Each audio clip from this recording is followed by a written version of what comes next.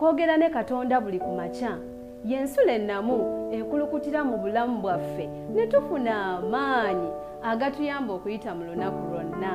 Funa amaanyi nga tonnafuluma nnyumba yo. Babi waffe ku 3ABN TV njagala okulamusaako mu linnya lya Mukama waffe Yesu Kristo ate n'ennyaniriza naawe atulaba okuva ku mukutu gwaffe gwa YouTube ogwa Avento Productions. Twebaza okuwaayo ebiseera kaddata k'oteekamu na byonna okulaba nti okola omulimu ogugwanidde, nti okola omulimu omulungi oba okulaba nti okeerera ku programu eno ensula ey'enkya ate okubeera omu ku abo abatandika naffe olunaku nga tebannaba kugenda mu mirimu gyabwe egya bulijjo. Njagala okubabuuzaako mwe mwenna abalabi baffe ab'olulango, mwebala okubeerayo, mwebala okuwangayo ebiseera. Omulundi guno nja kubuuza ku kamera opaleta wange Wineza Keren. Yebale okutubeezaawo, Mukama akuwe nnyo omukisa. Kale abali eyo Ssemambo Peter nze ndiwo okuweereza n'olunaku olwaleero. Nsaba Mukama akuwe omukisa era nsaba weewombeeke tusabe ate tweyongereyo. Kitaffe omulungi omuyinza ebintu byonna, tukwebaza olw'enkyene ennungi okukeesezza, erinnya ligulumizibwe liweebwe ekitiibwa. Kaakano nga bukedde Mukama, twegomba okuwulira ku ddoboozi lyo ng'oyogerako gye tuli. Kitukolere Ayi Kitaffe okuyita Mwoyo Omutukuvu mu Kristo Yesu Mukama waffe. Amiina. Tukyeyongerayo mu kitabo kyaffe ekyakubikulirwa essuula ya 21 gye tweyongerayo era gye tutambuliramu n'olunaku olwaleero. Ku mulundi guno tugenda nate okuva mu lunyiriri olw'12 tuyingire olunyiriri olw'13. Olunaku olwajjo twatunuulidde bbugwe omunene. Bbugwe ono omunene ne tulaba nti ayimirirawo okutulaga emirembe Katonda gy'agenda okuwa abanunule egy'olubeerera, ate era n'okulaba nti abantu baweebwa omukisa okuva mu buli ggwanga n'ekika n'olulimi n'abantu okuyingira mu kibuga kino. Kale katweyongereyo tutunuulire ekibuga kino. Kubikulirwa essuula 21 olunyiriri lugenda kuba lwa 13.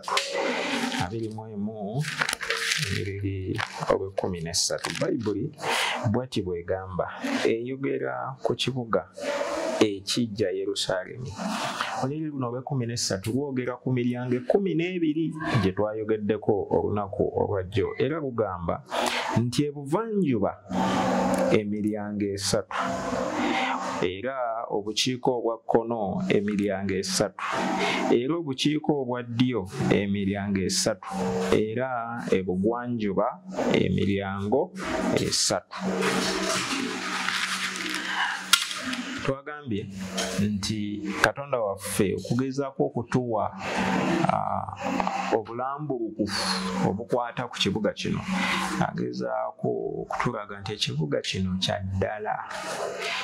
Ekibuga si kya, we should not spiritualize. Banyinza kikyusa atya mu Luganda, naye tetulina kitunuuliranga akabonero akalina kye kalaga ekikusike. Nedda, ekibuga kya ddala era kijja kukka. Naye ku mulundi guno atugamba nti obukiiko obwa kkono waliyo emiryango 3, that is the northern part. Obukiika obwa ddyo mu south waliyo emiryango 3. Mu bugwanjuba mu west waliyo emiryango 3, ne mu buvanjuba mu east nayo waliyo emiryango 3. Ekibuga twagambye it is a perfect square, kyenkanankana enjuyi zonna ennya. Kyova olaba n'emiryango egiriko gyenkanankana obuki obungi. Mulamwa gwaffe gugamba nti okuyingira okutaliiko kkomo, okuyingira okutaliiko kkomo. ekintu ekyanneewuunyisizza omuwandiisi ono kye yayogeddeko mbadde sikirowoozangako naye yatugambye nti mu ggwanga eryo erya Amerika waliwo ekiseera nga omuntu yenna w'ayagalidde wonna asobola okuyingira w'oyinza okuyita White House n'agenda n'abuuza ku pulezidenti w'eggwanga nga bw'aba yagadde nga talina kukugirwa kwonna.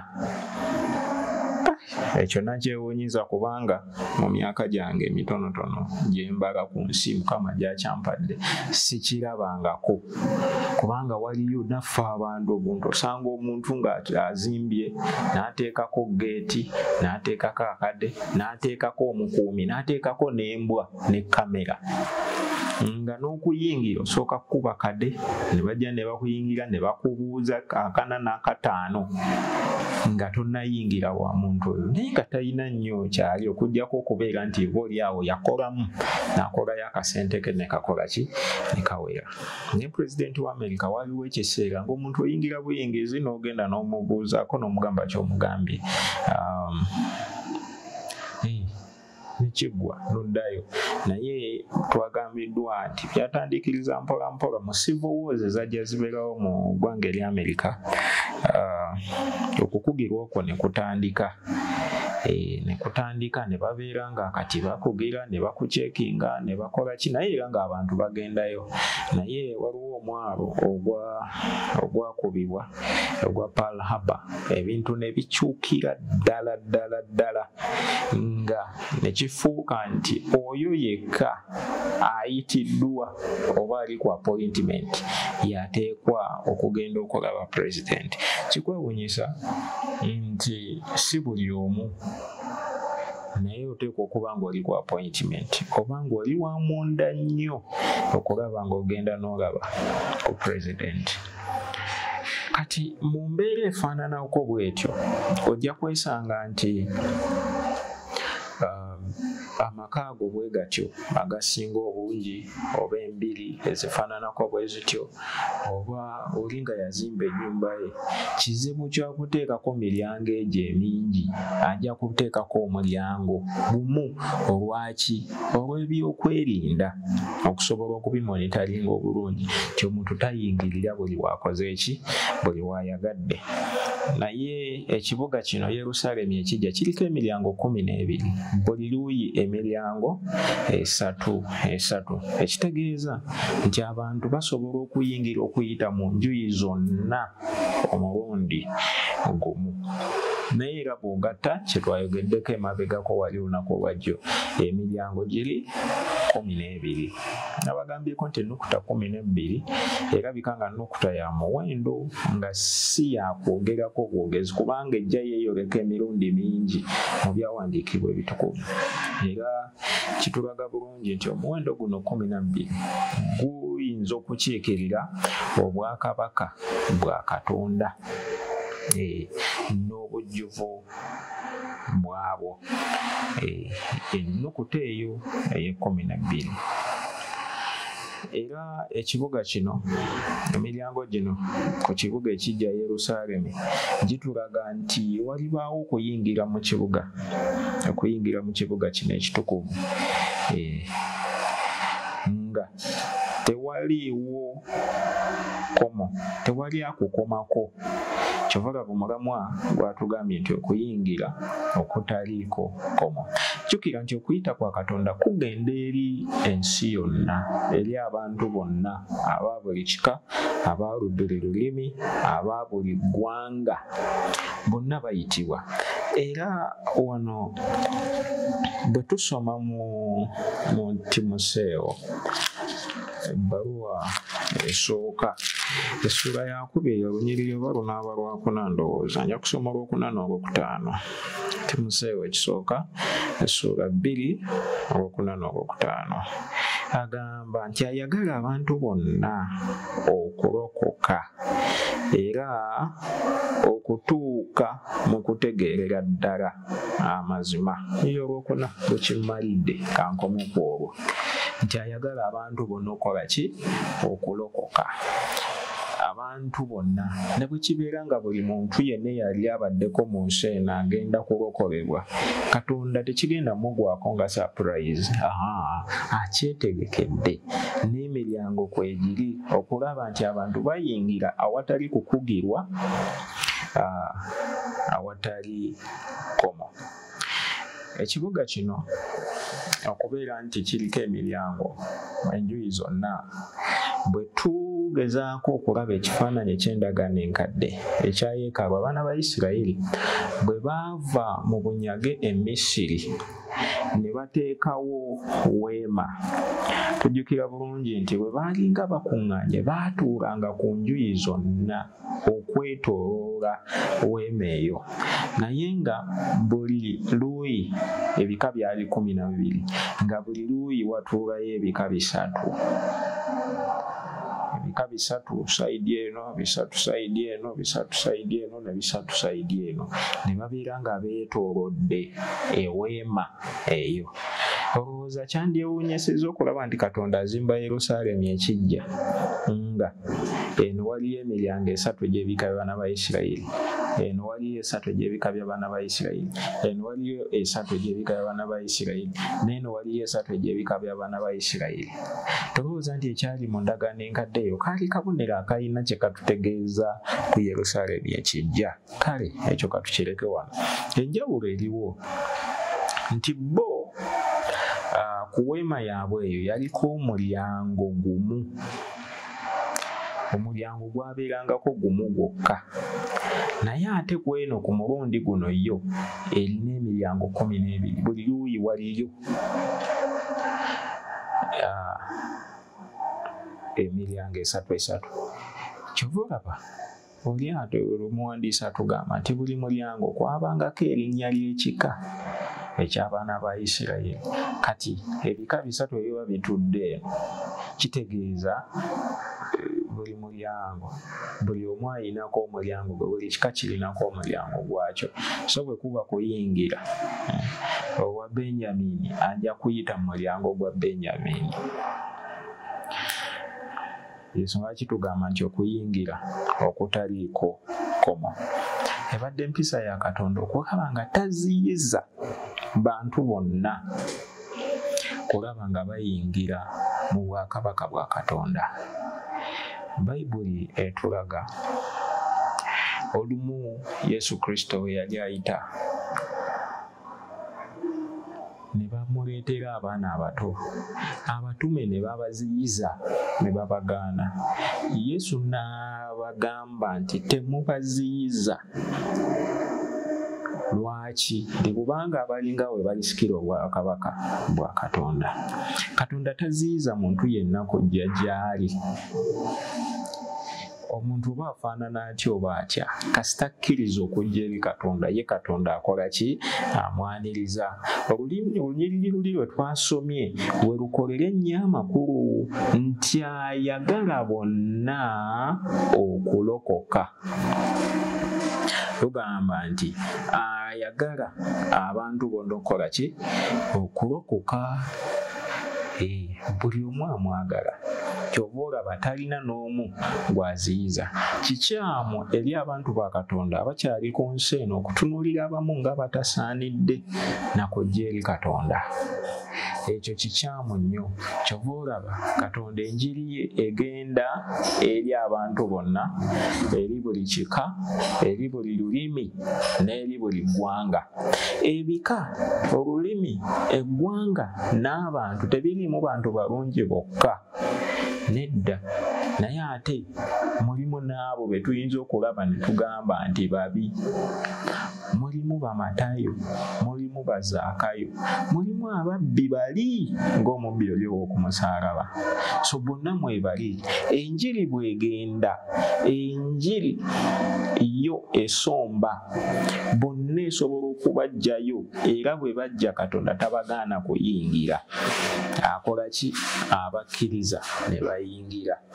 Yesu Kristo bw'aba ayogera ku basajja abo Abafalisaayo abannyonnyozi b'amateeka agamba nti batuula mu mulyango tebayingira ate baziyiza n'abalala okukola ky'okuyingira. Kale ekintu ekyo eky'okuziyiza okuyingira kya bulabe nnyo eri abantu. Kyova olaba ye mu nkola ye agamba tewali aziyizibwa kuyingira. Kasita weewaayo eri Kristo n'akukyusa n'akuggyamu biri bye twalaba mu Lunyiriri olw'omunaana n'akutuusa ku ddaala ery'okubeera ng'ofuuka omutukuvu wa Katonda ataliiko bulema, ataliiko bbala newankubadde olufunyiro. Omuntu oyo afuuka ekitangaala ng'alaga ekitiibwa kya Katonda n'ayafuuka ettabaaza wakati mu kizikiza. Omuntu oyo Katonda amukkiriza n'ayingira okuyita mugumu ku miryango gino. So njagala okutegeeza oyo ampuliriza nti bwe tunaakola ebyo Katonda by'ayagala, Katonda talina muntu n'omu gw'agenda kusibira bweru, era Bayibuli ekitulaga bulungi. So muwandiisi ono kyava atugamba nti mu Yerusaalemi ekijja walubawo omukisa ogw'okutuukanga ku Katonda awatali kkomo. Jjukira Bayibuli etulaga bulungi nnyo mu nnyiriri ze tusoma ezisooka eri waggulu okubikkulirwa essula ya 21 olunyiriri sooka nsoma olunyiriri olwokusatu wano tuluwulirize. Mmanyi twalulabako emabegako awo. Olunyiriri olwokusatu lugamba n'empulira eddoboozi eddene eriva mu ntebe nga lyogera nti laba eweema Katonda awamu n'abantu, era anaatuulanga wamu nabo, nabo banaabeeranga bantu be, naye Katonda yennyini anaabeeranga wamu nabo, Katonda waabwe.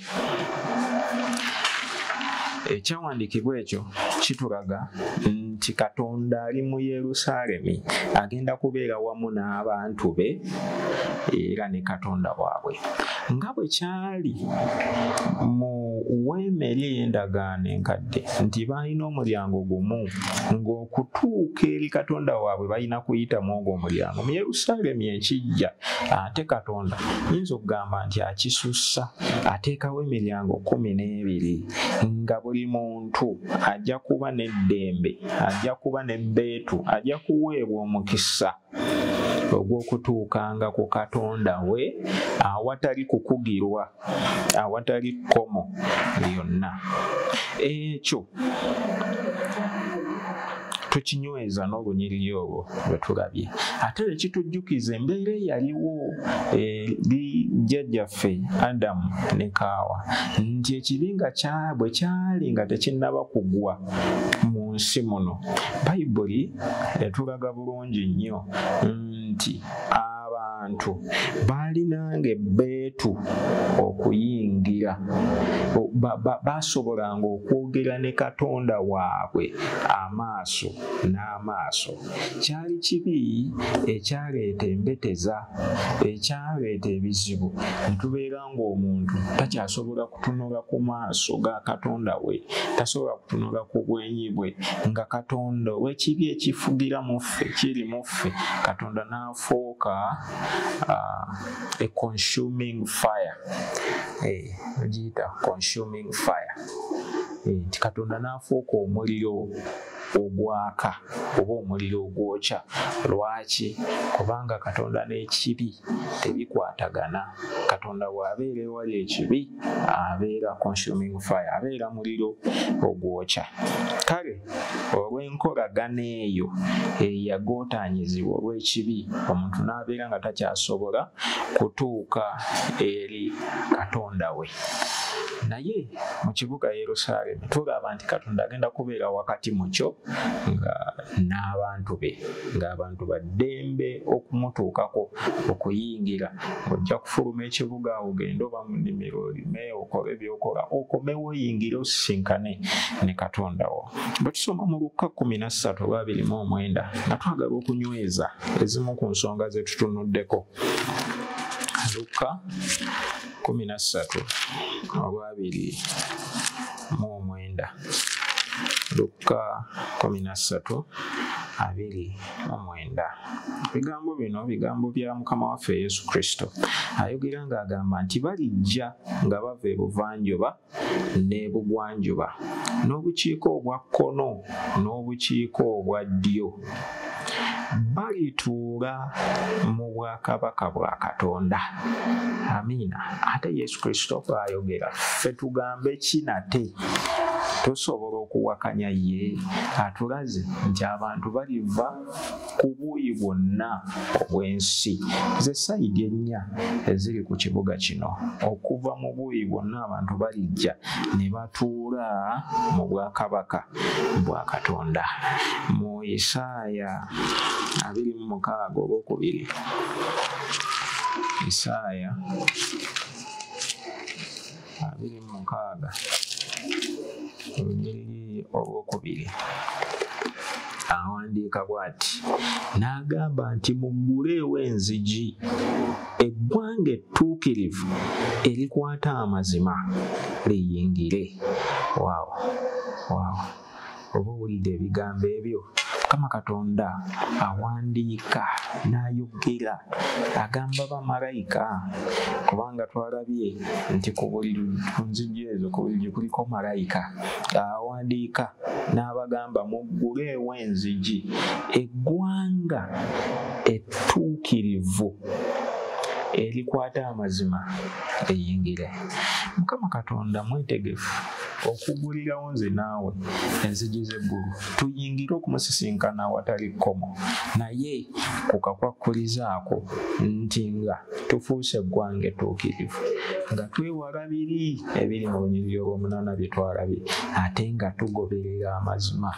Mu ebyo nga tubikoze, tugenda kuweebwa olukusa olw'okuyingira n'okulaba Katonda waffe, nga tewali atukuba ku mukono, nga tewali atukugira, kubanga emiryango weegiri, ate tujja kuba tulina ebbeetu okuyingira. Tuliba batukuvu nga tetukyasobola kwesittaza ggulu. Bwe tutyo tufune olukusa oluyingira okusisinkana Katonda waffe.